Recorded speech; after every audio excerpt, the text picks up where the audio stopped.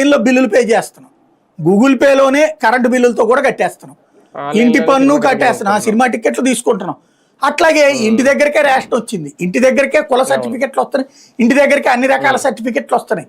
ఒక అద్భుతమైనటువంటి అంటే నోటికి వచ్చిన ముద్ద లాగేసి నీకు ఒళ్ళు బద్ధకం పెరిగిపోయిందిరా, సరిగ్గా పని చేయట్లేదు, క్యూ లైన్లో నుంచో నీకు ఆరోగ్యం బాగుంటది అని చెప్పినట్టుంది. ఇప్పుడు అంత మించేలా.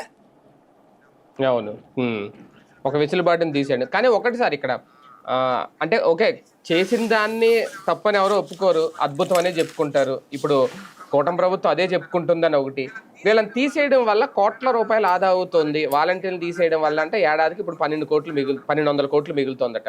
ఇప్పుడు రేషన్ వెహికల్స్ ఆపేశారు, దీనివల్ల కూడా భారీగా మిగులుతుంది. ఈ మిగిలిన డబ్బులు ఏం చేస్తారు? మళ్ళీ సంక్షేమానికి ఖర్చు పెడతారా? ఇది ఒక రకంగా ఆదా చేసుకుంటుందా ప్రభుత్వం ఇలా కొన్ని వెసులుబాట్లను తీసేసి కట్ చేసేసి? ఇప్పుడు కార్పొరేషన్లు లేకపోతే వివిధ సంఘాలు ఉన్నాయి కదా, దాని పేరేంటి, ప్రభుత్వ నామినేటెడ్ పోస్టులు, అవన్నీ తీసేస్తే దాదాపు 5,000 కోట్ల రూపాయలు మిగులుతుంది. వాళ్ళ జీతాలు, వాళ్ళకి సంబంధించిన అసిస్టెంట్లు, తర్వాత ఎమ్మెల్యేలు, వీళ్ళందరినీ పెట్టుకుంటే వాళ్ళందరి వల్ల రాష్ట్రానికి ఏం ప్రయోజనం ఉంది? దోచుకోవడం తప్పించి. ఏది వైన్ షాప్ దగ్గర నుంచి, ఇసుక దగ్గర నుంచి ప్రతి దాంట్లో దోచుకోవడమే కదా.